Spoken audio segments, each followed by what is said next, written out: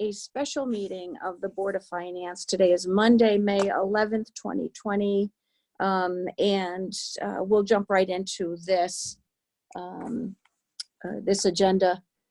After the joint meeting with the Board of Ed last week, I was hearing a lot of questions about revenue and about fund balance and stuff like that. So I thought this year it might be helpful if we, especially because we are in a first-time occasion, at least in my tenure, where we actually have revenue numbers this early.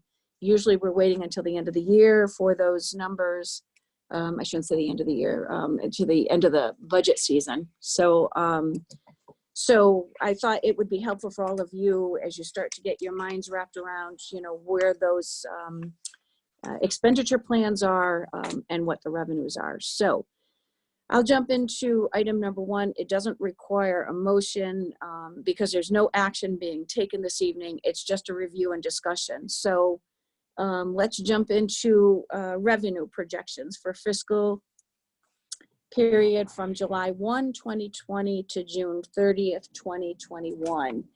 One of the first documents I asked to have sent to you was the State of Connecticut budget document issued by CCM in February. This was the governor's proposed budget. And in as much as the legislative session ended and there were no budget discussions, that document stands as it stands. Does anybody have questions on that document? And everybody is muted, by the way, so you're gonna have to unmute yourselves if you wanna.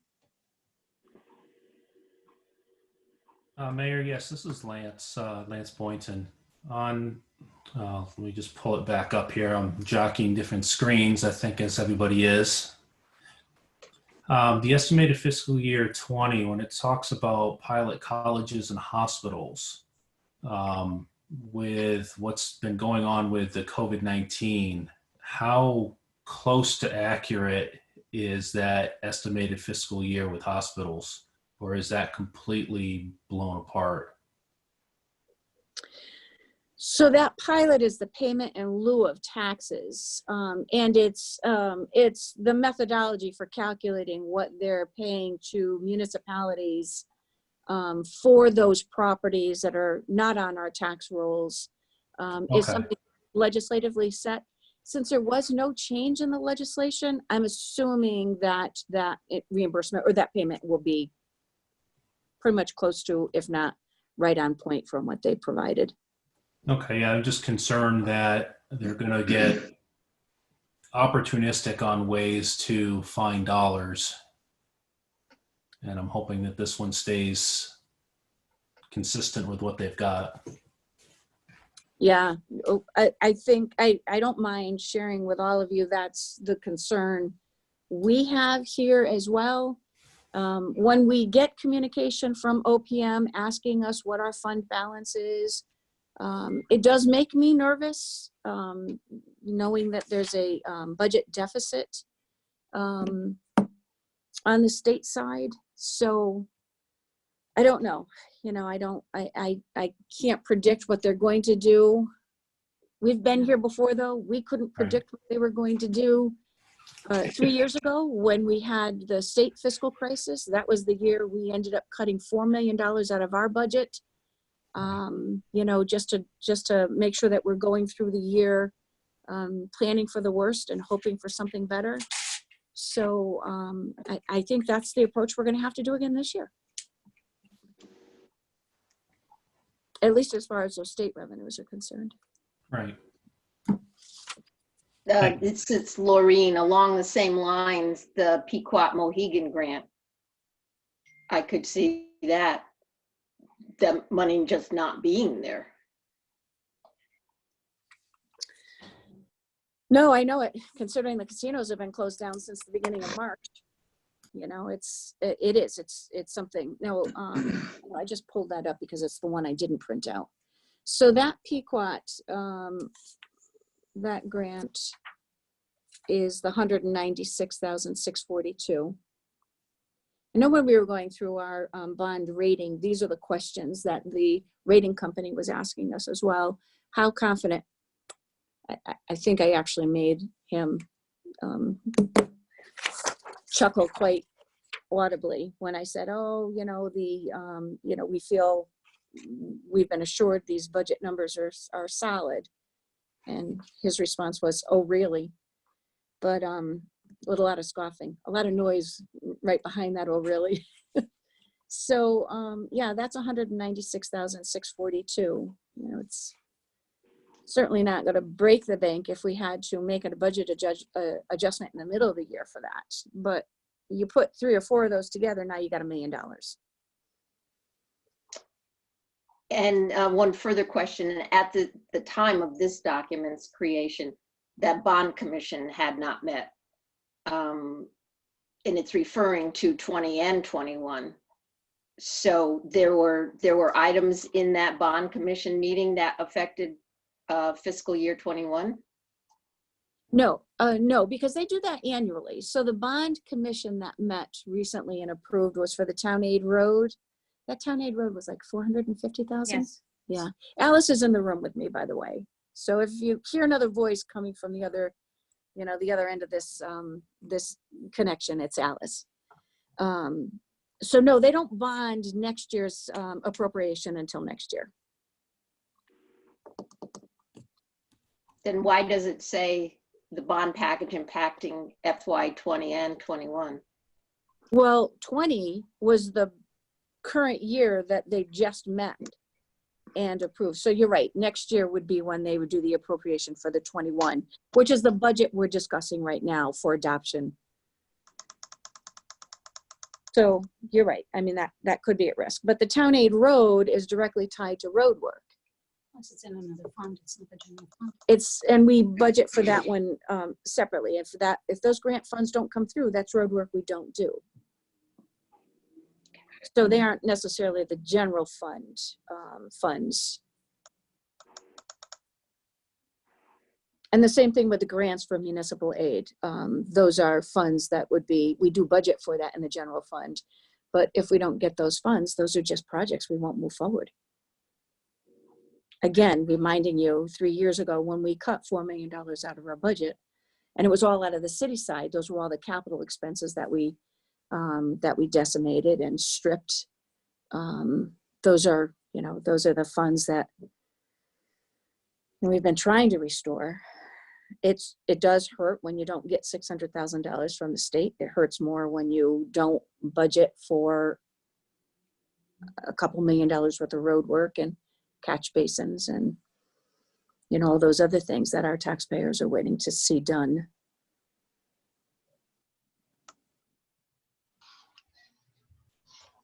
Other questions on this document? I just have a more general question. Yeah. The total at the bottom is 29,341,569. How Yeah. close are we to that? Well, so when we look at this next document, you'll see which of these funds are being used for the revenue projections for the general fund and for budget adoption purposes. Because as you just heard, the Town Aid Road is one that does not get included in our general fund for budget purposes. But, and of that 29,341,569, keep in mind that $1,035,185 is the Alliance District Alliance District amount that's being trying to think of the phrase they use in the state statute, that is withheld. So that's not used for general fund purposes, but becomes part of the grant that supports Alliance District initiatives. More than that? Above the 23 million is Alliance. Oh, that's right. I'm sorry. So it's not just the 1,035,000. It's 23. 933, 343, I think it is. So this actually, say that again, how much? 3 I million? think it's 23,933,343. So let's spend a little bit of time talking about this. So what this ECS grant allocation represents is the 2013 base year for ECS. When we were designated an Alliance District, the state freezes the amount of ECS money that it sends for general fund purposes, and they withhold any increase over the 2013 allocation and direct that it be used for the Alliance District grant initiatives. Those are funds that, while the Board of Education approves how they would be allocated, those allocations must be approved by the State Department of Education so that they're assured they're being used to advance the 4 or 5 initiatives in that state statute. By the way, if any of you are interested in that state statute, I think it's 10-266U, where it talks about how that whole ECS and Alliance District grant functions. And I can send you a copy of that. It is 23, it's 933, 343. Yeah. So again, when you look at your revenue budget performance report, you'll see that we, for general fund purposes, budget $23,933,343. That's the 2013 base amount that that we can use for budget adoption purposes.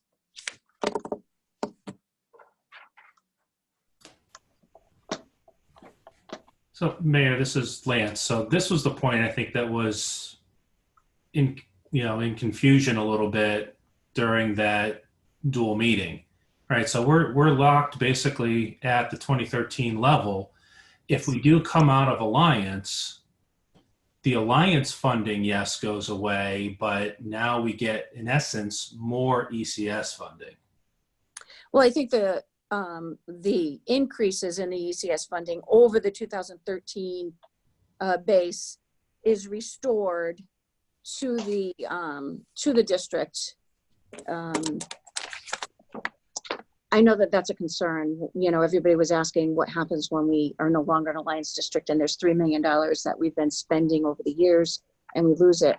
The way I understand it is that's not how that works. And again, I would refer you to the state statute because it's actually ECS money, as you see.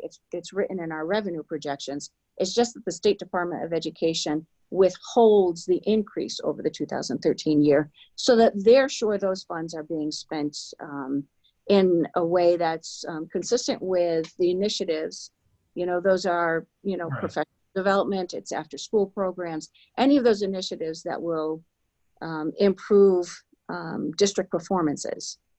So in enhanced, they have increased or enhanced oversight on that. Yes. Funding, on the Alliance funding spend. That's correct. Makes sense. Thank you. Short of taking a district over, it's a way to allow the district to continue to do what it's doing well, but also give them some assistance and guidance on areas where they do need improvement.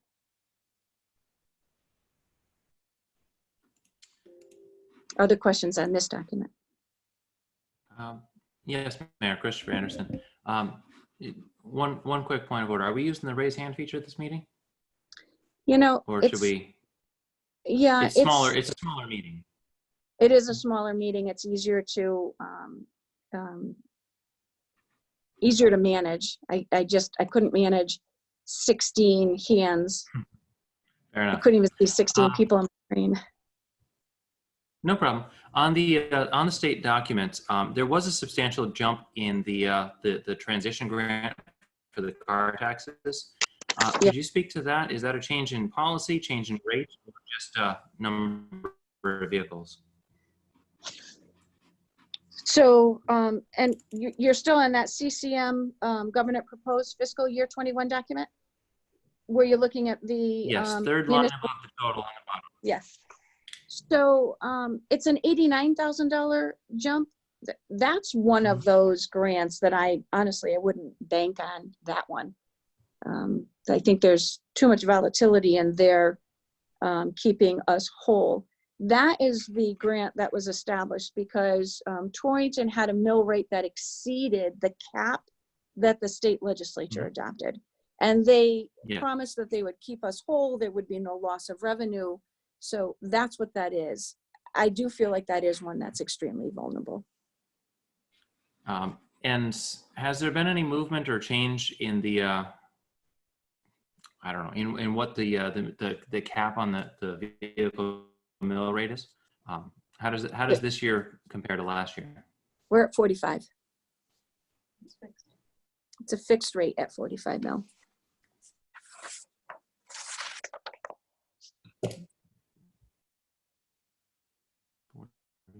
But along those lines, Thank you. Along those lines, you know, the question, and when we get to this discussion on, you know, the grand list growth, you know, obviously 45 mils on any increase of value of the motor vehicles, you'll see some growth there, but we are capped at that 45.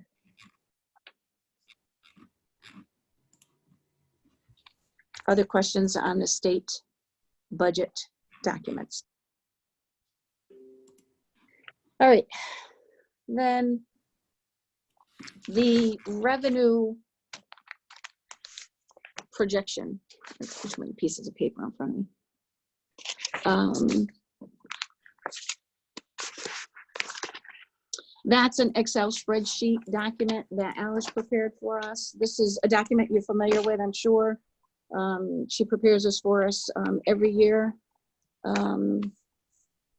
And as you can see, let's see, starting page.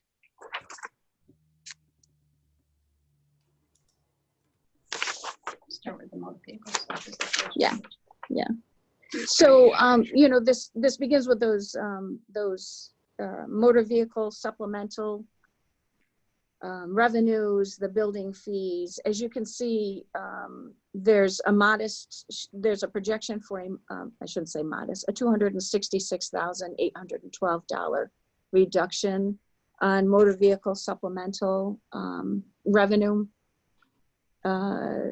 We're budgeting relatively flat for these other fees, the building fees, the city real estate, city and town clerk, insurance refunds, investment interest. There's a projection that we will see about $205,000 in reduction of revenue. I think that's a conservative projection, but in light of the market volatility, I think it's wise for us to be conservative in what we're thinking that's going to be. And that's an interest rate. That income is directly related to interest. Yes, it's the interest rate that we get on the monies that we have in our revenue account, which is the soft dollars are applied to that for the cost of the banking, but most of that is related to the revenue we get in on our CDs.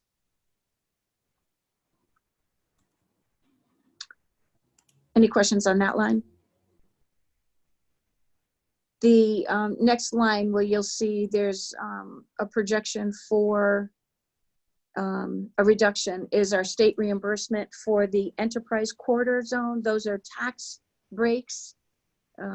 We have been receiving less every year anyways. I think it's an adjustment that's warranted under the circumstances. Mayor, it's Chris. I just want to go back to the motor vehicle supplemental. Why are you projecting a decrease there? What I had actually done is I went back and I looked to what had happened in 2008 after that crisis, and identified what our motor vehicle sup was at that point in time, and it was at like $900,000.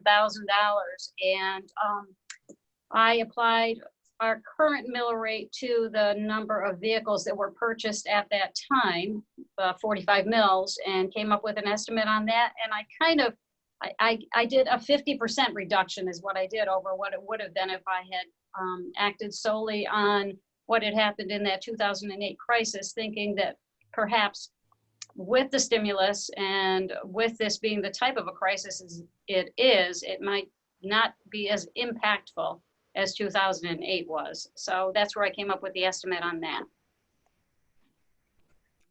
Okay, thank you. So continuing to move down, you'll see that we then move into the state reimbursements for, these are the construction projects. So Vogel, Wetmore Elementary, that one is paid off, is that? Yes, Yeah. these are this last year was the last year we got reimbursements on those. So we won't be getting reimbursement any longer on that project. But there'll be a corresponding decrease in the expenditure. That's correct. Yes, which is already in those budget documents that we advanced 2 weeks ago. Yes. Yeah. And the same holds true for the THS and Southwest projects. The MRSA motor vehicle, this is where that 89,000, here it is, 89,327 that you saw in the state document. This is where Alice incorporated it into her Excel spreadsheet. So on general government revenues, we're looking at a reduction of $1,157,948. On the following pages, you'll see fewer adjustments to what we're projecting we would receive by way of revenue from those departments, you know, and those are all directly related to fees from the respective departments. But we are looking at a little downtick in state grants miscellaneous. That's $8,153. And of course, the budget appropriation that we made last year out of the fund balance, which was $2,079,405. So all totaled, our estimated revenues this year will be down $3,245,506. We're projecting they will be down. Assuming we make no appropriation from the fund balance. That is correct.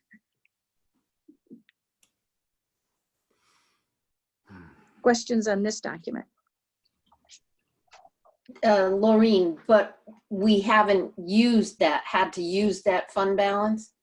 We did not use it. We used it in calculating the mill rate last year. So we were using it as a revenue offset. What we're saying is we have 2 million less in revenue this year. So the question, and I think you had asked this question quite a while ago, it may have even been around Christmas time when you mentioned something about that $2 million appropriation. And I said, we haven't used it, which means we haven't reduced our fund balance by that $2 million.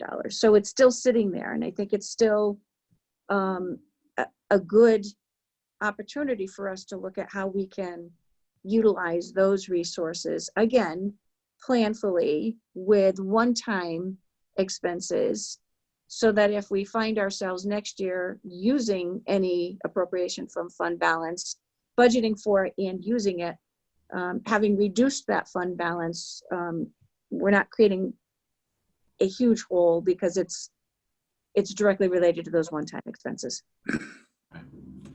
Mayor, it's Chris. What's our fund balance look like now? I don't know if Alice is there.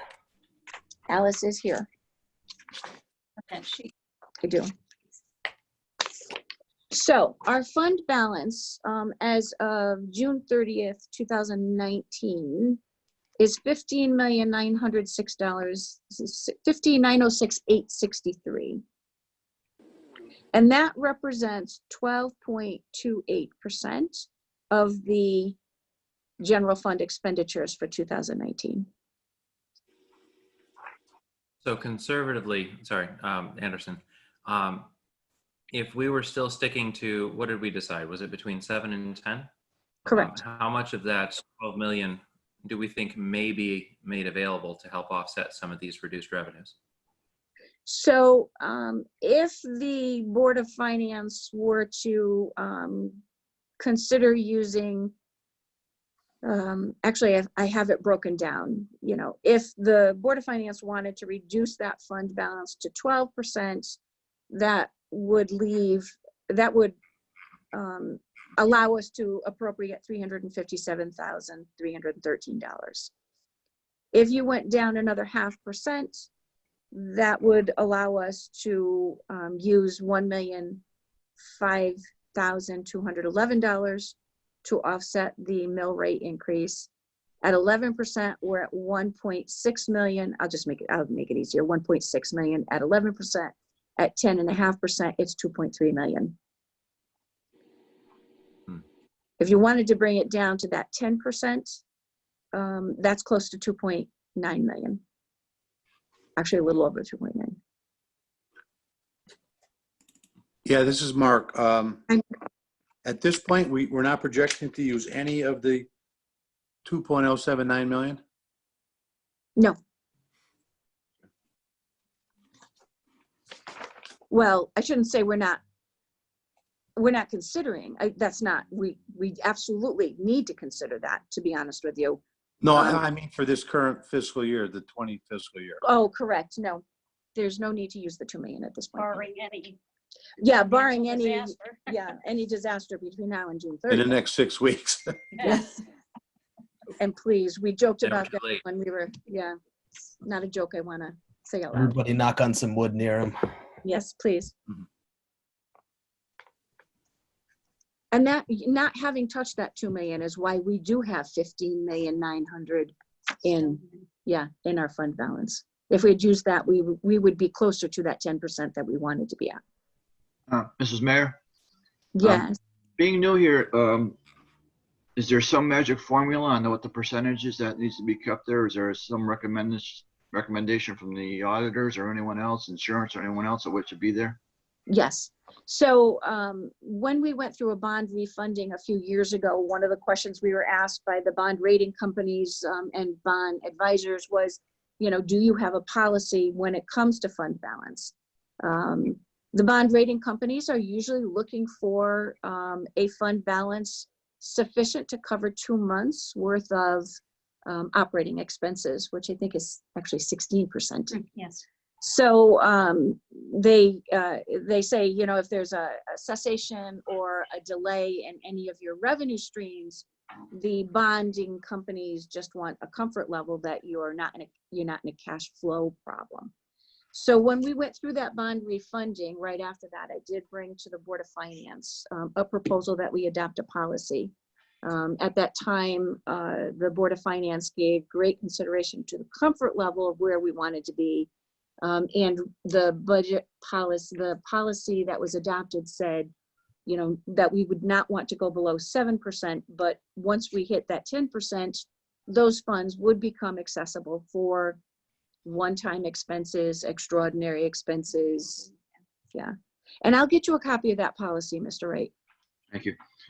And a follow-up question, the bonding people, do they look at our tax collection process favorably over other communities, because we are guaranteed that money all up front? Absolutely. Absolutely. And particularly this year, you know, when we went through that bond rating call, that was an area that they were focused on, recognizing that with the tax deferment or the decrease in the interest that the state mandated municipalities adopt, they were, number one, concerned about cash flow, and then number two, they were worried about with unemployment and businesses struggling the way that they are, whether or not we were assured we would be at 100%. Going through that tax deferment contract negotiation with the tax collector, as soon as we saw that Executive Order 7S, the first thing we did was reach out to the tax collector to talk about what the impact to them would be, what the impact that, you know, to their collection process would be, and how much it was going to cost them to implement some of the measures to promote the tax relief programs. So in a very long way of answering your question, tax collection was a focus, and we had done all of the, taken all the measures to assure them that we were comfortable after speaking with the tax collector.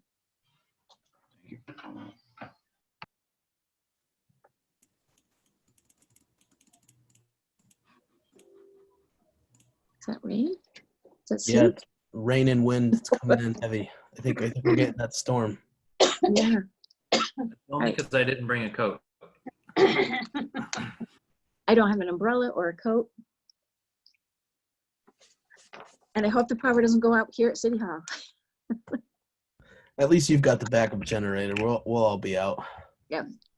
So other questions on the Excel spreadsheet with the projections for revenue? If not, then I guess that would bring us to, and we talked a little bit about that fund balance so that you have an idea of, what funds are available for appropriation, so we can offset some of these budget requests. The only other matter when it comes to revenue is in the internal service fund, where year over year, what we had been doing is when those reserve funds were, we were comfortable with where those reserve funds were, we would transfer out funds. The last several years, it has been $1.2 million. I went back, I think, in 2013 or 14, it was $1.4 million. As you heard in the discussion with the Board of Education last week when we were talking about the reserves and we were talking about where we are right now, I do feel comfortable recommending that there are reserve funds that we could reallocate to offset some of the expenses for these two budgets. Do you have a dollar amount on that? Yeah, I'm very comfortable at 1.2 million. I would even say that I would be comfortable with 1.4 million based on the reserves. And, it's hard for me to say I'm comfortable with it because what we know is for the last 2 months, there have been, it's been much lower use of the fund. People who may have had elective surgery did not get their surgeries. People were not seeing their physician. They weren't taking their children to pediatricians. So what we know is there's been a reduced amount of activity in the internal service fund. It begs the question, after this pandemic is not quite as scary as it has been for the past 2 months, how many of the employees and their family members will schedule that surgery that they put off? Will they resume all of those physician visits? And, will we see an increase in the first quarter of that next year as a result of that? So it's, I would expect so. I think so. I would absolutely agree with that, because those aren't really electives. A lot of them are not elective, like we're talking cosmetic surgery. Correct. These are serious surgeries. Yeah, it's hip replacement or knee replacement. We should be or, planning for a big. yeah. But even there, I don't want to say confident. I'm comfortable saying, if we went to the 1.4, we should be okay with that. And that's keeping in mind that we're also talking about budgeting at 100%, not 105 like we did last year. Board of Education did 100% last year. The city, I was a little bit nervous about not funding this account. So we, on the city side, we stayed at the 105%.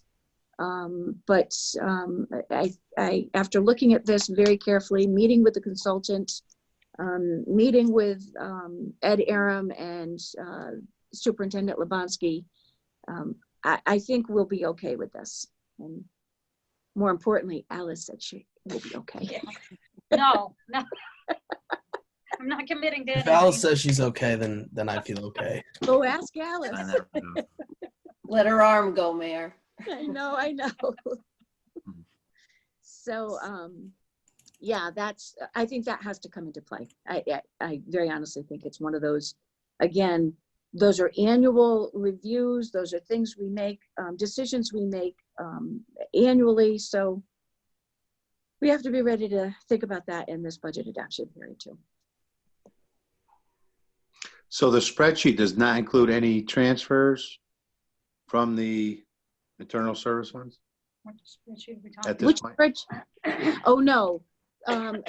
So where I said our revenue projections were down, I showed the 2,079,405 as being taken out of the projection. Yep. Yes. Yep. And the same with the, although we never put that 1,000,002 in this. No, did we? it doesn't go in that Yeah. worksheet, no. No, so you know that large 17 by, you all know this. Yes, I'm that looking you're at- going to have to print out for us. We will, yeah. That you'll always find that that transfer in that center box of this document. I know for the newer board members, board member Bayes and Wright, last year, I actually had them come in a few minutes early before the meeting because I needed to introduce them to this spreadsheet and sort of show them how to read this. But that's where you usually. And we're not to the point where you can release that. Oh, N- I'm sorry, no. Eleanor. I caught you on the lag. It's still too soon to have a copy of your big beautiful spreadsheet. Okay. It is only because, BDSS is crazy. and only because what I'm hoping to come out of this meeting is certainly no action. There's no action item on our agenda for there to be a motion or a vote on this.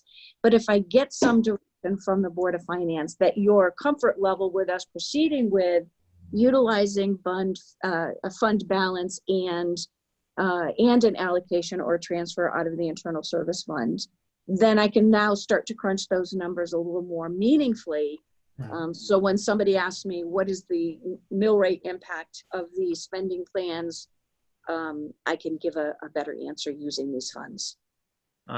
So assuming it's also probably too early to have a clear idea of, what dollar amount from the fund balance would equate to a mill. Is that correct?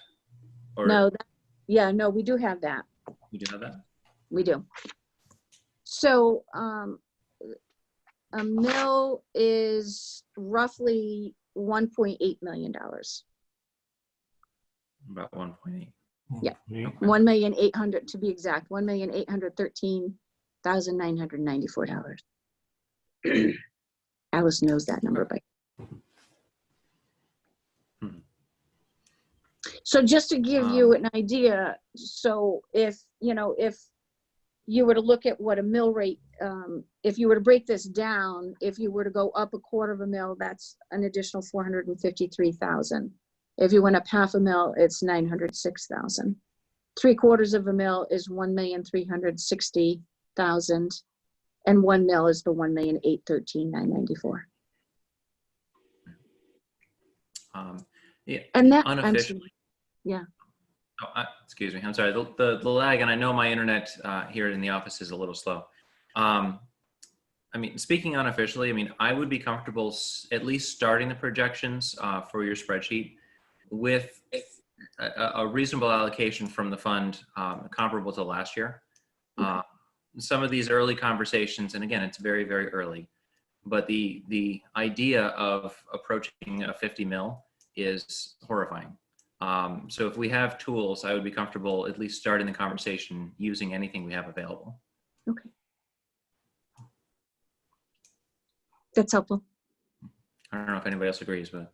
Yeah, this is Lance. Yeah, I absolutely agree with that. I think 50 is, I've been on record in the past saying, in my mind, that's kind of economic development suicide when you get to that magic number. So if we have some capability of like Mr. Anderson said, using some tools to mitigate that number. I think we've got to take a hard look at that. I'm just wondering if you start having that discussion, does that mean that the trimming of budgets or looking at budgets for whoever it might be is going to stop and give them a false sense of security? No. No, I wish I could say that that was the case. So as you know, the question was raised last week, and I sort of answered kind of quickly looking at the spreadsheet, which we start pulling the spreadsheet. Alice starts pulling the spreadsheet together in February. I mentioned where these budgets were currently. That's the city's budget, which was at 5.78%, and the Board of Education budget, which was at 6.28%, including their capital. And their capital, by the way, is $1.5 million, because the spreadsheets we were looking at were just their facilities capital. I hadn't taken into consideration there was another $384,000 in technology capital. So currently, utilizing strictly the grand list growth, we were at about a 5.5 mil increase. When we then started looking at what would that look like if we were at 2.5%, which the Board of Education got a jump on right away and started hitting up their operating budget. They haven't hit their capital yet. And I'm currently working on the cities to get to the 2.5. That would still be a 3 mil increase. So yeah, there's still trimming to do. Even if we were to utilize the 1.4 from internal service and 2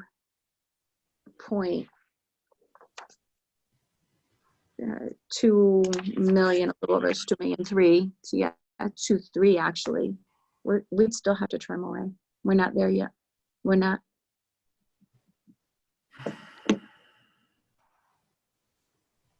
And Mayor, I think that's an excellent clarifying point.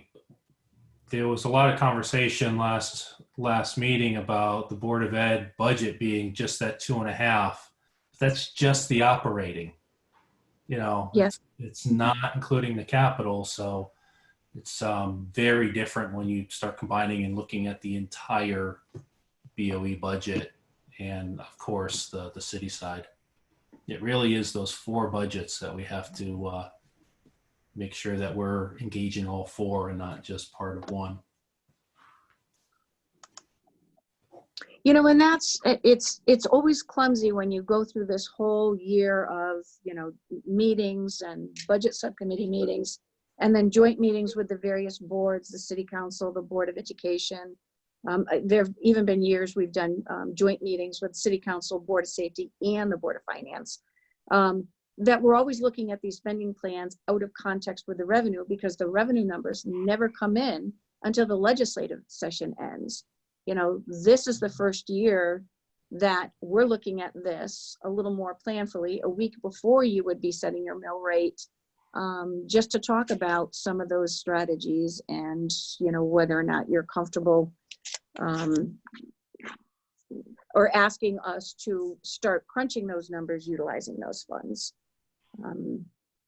I will be in a position next week on the 19th. It's a regular Board of Finance meeting.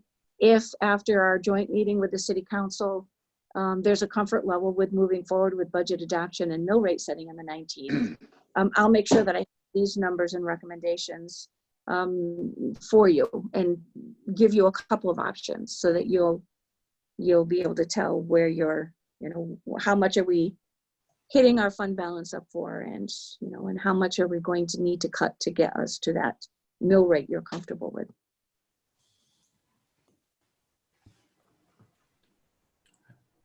Could you remind me when the joint meeting with the city council is? Monday, the 18th.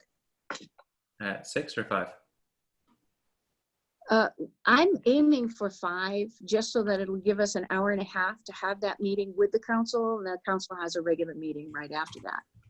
Now, I know there was one question that was presented to me by a council member that was a little concerned that some budget cuts have been made that the council hasn't seen yet.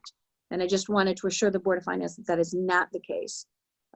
So on February this year, the first level 1 budget, which is the department head request, was presented to the City Council and to the Board of Finance. Our whole budget process was stayed. We started a budget subcommittee meeting. We met on March 11th. On March 12th, the governor declared a state of emergency. And then every day after that, there were executive orders about budget process, about extensions, about public hearings, about tax relief. So for the entire remainder of March and the early part of April, we were getting injects every day from the state, which stayed all of our budget adoption process. Interestingly enough, the state did not stay the Board of Education's budget process, while the city was allowed to slow its process down or hold off until the City Council made a decision about how it wished to proceed. The Board of Educations across the state were required to continue their budget adoption process. On Monday of last week, the City Council saw the level 2 budget adjustments. And that was the budget that was forwarded to the Board of Finance.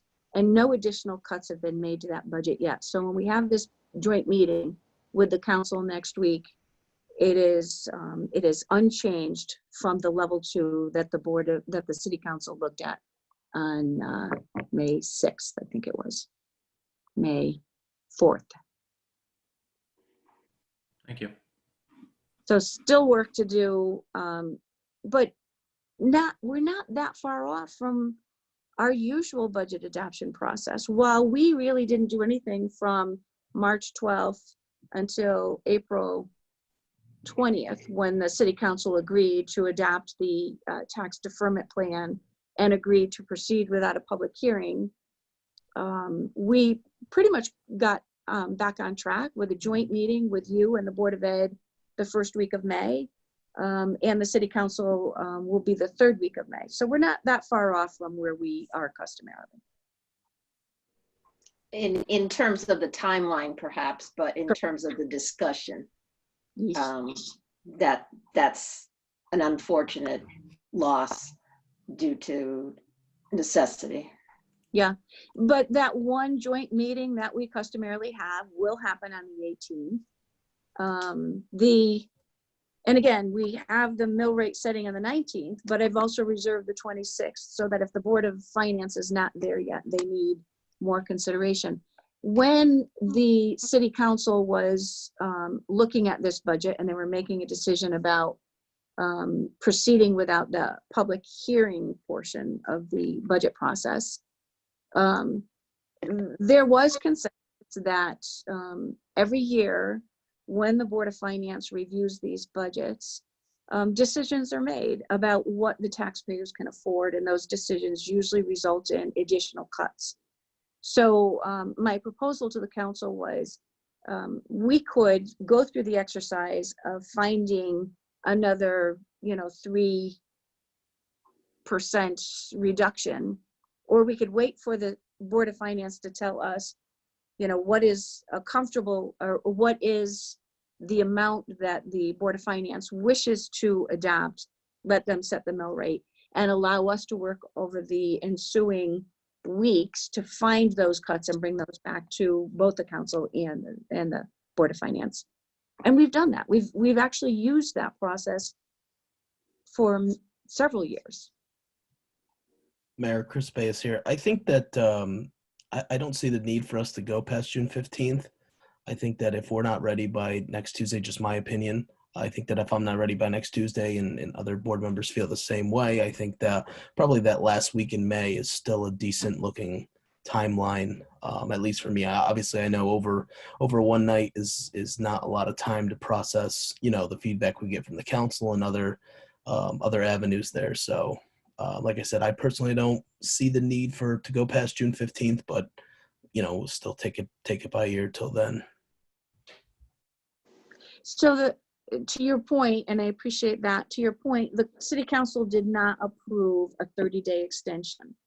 They only approved budget adoption without, excuse me, without a public hearing. So, and just so that everybody is just a gentle reminder to everybody what this process is. All right, so once the Board of Finance adopts the budget and sets the mill rate, the budget has to be published in a local newspaper for 3 consecutive days. And then after the 3rd day, we have to wait a 10-day period, which is an appeal period for the public to appeal the decision. So if we go much past that first week of June, or if we went to June 15th, we are dangerously close to the time that those tax bills are usually in the mail. And I'm going to tell you, the year that we could not send those tax bills out because of the state fiscal crisis, people were calling the tax office, they were calling my office. They want to know where their bills are. In their minds, those bills are due July 1st. And if they don't have them by June 20th, they start to panic that it's lost in the mail and they want to know how much they owe. So I just want to, you know, we don't, nothing is going to change between now and May 19th, or except that you'll have a better picture of what is not going to happen as a result of the council cuts. Revenue wise, you know, expense wise, this is where it is. I don't know that there's going to be much more information that's going to help you land in a place that you're comfortable with. So I am hopeful that if it isn't the 19th, like I said, we reserved the 26th, that if we could just stay on target with the 26th, that gets us to the 3 days of newspaper publication. A low battery, sorry everybody. Newspaper publication, can you all see me still? I've got a low battery. And then 10 days gets us to the middle of June for printing the bills and getting them mailed out to the taxpayers. I think that's a fair timeline. I think the 26th is a good date for me.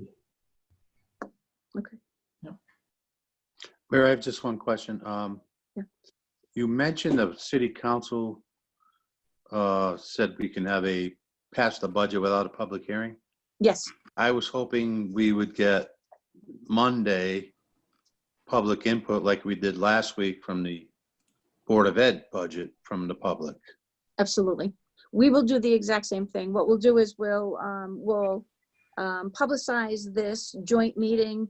We'll inform the public that their written comments should be submitted to the, we'll use the same email, clerk, city clerk at torringtonct.org. Admittedly, I don't know if we'll get the same number of responses, but it's an hour of reading those responses into the record. I don't know if you would be comfortable with just receiving them written in advance of the meeting so you can review them, or do you want them read into the record? And you don't have to answer I think that it's right now. important for them, personally, I think it's important for them to be read into the record. Okay. I think we should have the same thing we did for the Board of Ed. Yeah, and the Board of Education wasn't a public hearing. That was, it was just a comment. The public, we're not required to have a public hearing when we review the Board of Ed budget. We're only required to have the public hearing before the budget is adopted. So, and that public hearing is required by charter to occur 10 days before you adopt the budget. So that's the process the city council was eliminating. You know, there's, you know, we don't have to do that public hearing joint meeting 10 days before you adopt the budget this time around.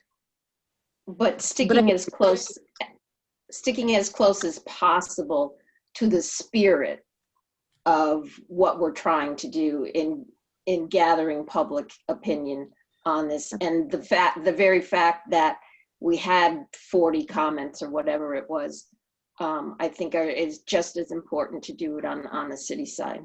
I want to hear personally. I agree with Laurene. Yep. All right. Yep. And network issues aside, I think John and Carol both did a good job reading They those. did. We want to make sure that in this new virtual environment that everyone in town knows that they're included and their point of view matters, and it does help us guide where we're going with that. I mean, if we're taking a straw poll, I mean, yeah, we'll keep to the deadlines, and yeah, anything that we can do to encourage public opinion, whether it's required or not at this stage. I think we all agree there. Okay. The one night, meeting on Monday and then doing it on Tuesday, that's a little discomforting for me. Because I understand we've used the process and made the changes after the Board of Finance has set the mill rate, but there's still then things that are getting changed or not being funded that we didn't necessarily know were not going to be funded when we set the mill rate. So the more information that we have so that the numbers that are changing may not be, or positions that are being eliminated, those sorts of things, that we are not operating in a vacuum and setting a mill rate just because of how much comfort level that we have with transferring money from the fund balance. That sort of thing. It needs to be a little more attached to what are we funding in the city and what is the Board of Ed going to fund. Absolutely. All right. Do you think a week is enough then? If we went to the 26th, that was the date that we reserved or sort of set aside for Yeah, this. I think a week is good enough. Yeah, I think a week is more than enough. Okay. Yeah, by the time we get done with the meeting on the 18th, yeah, it's a long night after the meeting's over, going through all my spreadsheets again. But a couple days, so the following week is more than enough time for me. One day is tight. I'm very uncomfortable doing it the next day. Okay. Not a problem. Just to clarify, the 18th will be the reading of the public's input. Then we have a joint meeting with the city council. City council then has a meeting, their regular meeting after that. Yes. And then our meeting would be on the 19th. Yes. And the reason the 19th was in the calendar is that would be your regular meeting anyways. Mm-hmm. So we can proceed with that as a regular meeting. Doesn't have to be the mill rate or the budget adoption. So we can use that extra week so that if there are additional questions you have or more answers that you want, we can bring those back to you a week later. Yes, please. Okay. All right. So any other questions on revenue or other funding sources to use? All right. So what I'll do then, using the guidelines that you've given me, we'll start pulling together this spreadsheet in a little more final, this beautiful spreadsheet, in a little more final form, so that you'll be able to look at it again before and have a little bit more time to mull it over. All right. Mayor, Yeah. real quick, Chris Bayes, I'm just curious how the report is coming along. I think that I requested, a few other people requested a few at their first meeting this month about the COVID-19 impact to this year's expenses. And I know we asked for one on the city side and one on the boards of education side. I'm just curious how those are coming along. So I know that there has been a lot of work put in, both the Board of Education and the city, trying to get all of those costs pulled together so that we can file that first round for reimbursement through FEMA. That was filed last week, that application. Well, we signed up to submit for reimbursement to FEMA. We have not submitted a reimbursement request yet. Okay. To date, on the city side, the expenditures that we have, and we are still working on it. We are still gathering data from every department. We do have a lot of departments that we need to get responses from. At this point, And these costs are not embedded into the general fund budget. We actually have been accounting for the COVID expenditures in a separate fund. We're at $152,000 so far, anticipating a 75% reimbursement and looking to apply the hours of training and any other hours of salaried employees to the 25% city share. Match. So did you hear that number?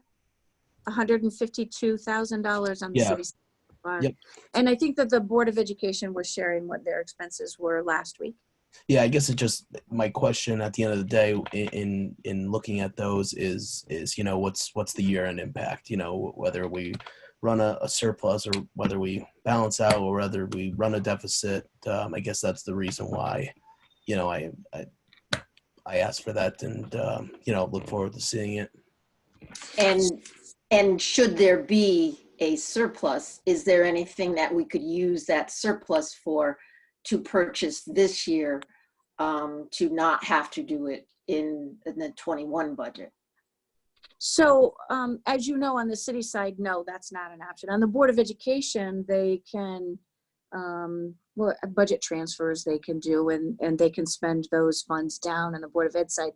But on the city side, once we adopt our budget, any changes in appropriation line item allocations, would require the city council first to approve that we're going to do those transfers and spend the money on something else. It's nothing we do on the city side. It's when we end with a surplus, it goes into the general fund.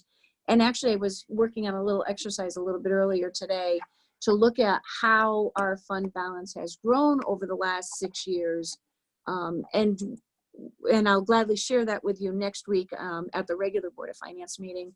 And what you'll find is, each year that we end with department surpluses, we don't allow those department heads to spend those surpluses down. We put those surpluses back into the general fund, and that's how we restored our fund balance. That's how we came into good standing with the S&P rating calls. That's how we sustained our rating through the state fiscal crisis when every other municipality was downgraded in their ratings. We were not, because we have always stuck to a budget that was adopted was the budget we spend. We don't overspend our budgets. It's very rare that I ever come to the Board of Finance or the City Council to use our, even our contingency line items. So I don't see that as fiscally. But given that we would be able to identify this so specifically, just makes it a slightly different, but I understand your point. Yeah. And you know what, I'm so policy driven, that all of you that have worked with me, I always say I've never met a policy I didn't like. If those are the rules that we all live by, then nobody's going to call into question how we do this. So,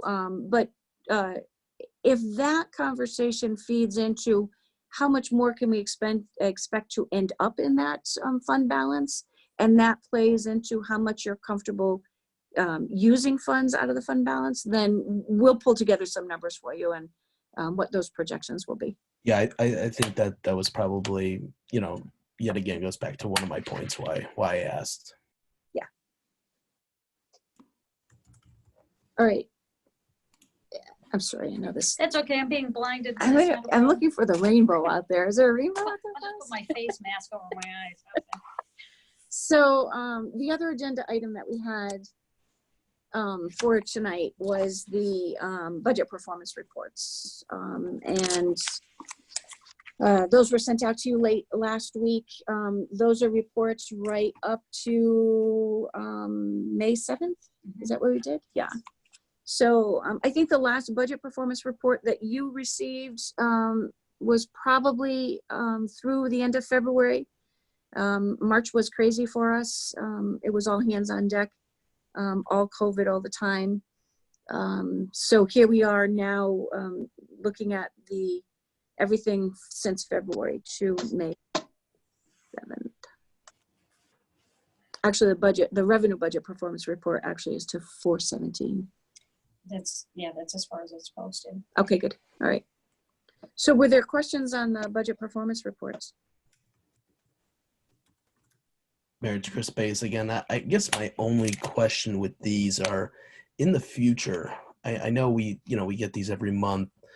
I think just my opinion here, and I'd like to hear the other board members, their opinions. If there's a way that we could condense a lot of this, because obviously sometimes it's 15 pages, 30 pages, and typically we just cycle down to the bottom lines and look at those. And if we have specific questions, we can go in and look at the line item. I'm just curious if there's a way to condense this and maybe make it a little bit easier to, for us to understand, for the public to understand, to know what the expenses, performance is up to that date. Maybe getting these things quarterly with a little more detail and a little bit different breakdown. Just curious. All right, so you think monthly with maybe just the bottom line performance, where each department is in relation to its budgeted amounts, and then maybe quarterly the more detailed report? Is that correct? Well, I guess, yeah, I think, quarterly, even a further breakdown than what we get, and maybe monthly, like I said, more of a condensed version. How much? I'm not quite certain. So, you know what, if we can just get an idea of how much detail you'd be looking for, because to your point, these are 51 pages, our budget performance reports are 51 pages broken down by line item. It's the salaries, it's wages, it's office expenses, postage. So if you're looking for something that's a little more succinct, and you're looking at just the department totals in one report, and then less frequently this more detailed report, is that what you're looking for? Personally, yeah, like I said, I'd like to, if the other board members have a thought to that, I'm just something personally that's easier for me throughout the year to, to look where we're at. And if we find an issue and we find something that we want to put into question, we can always, we can always request a further breakdown at that point.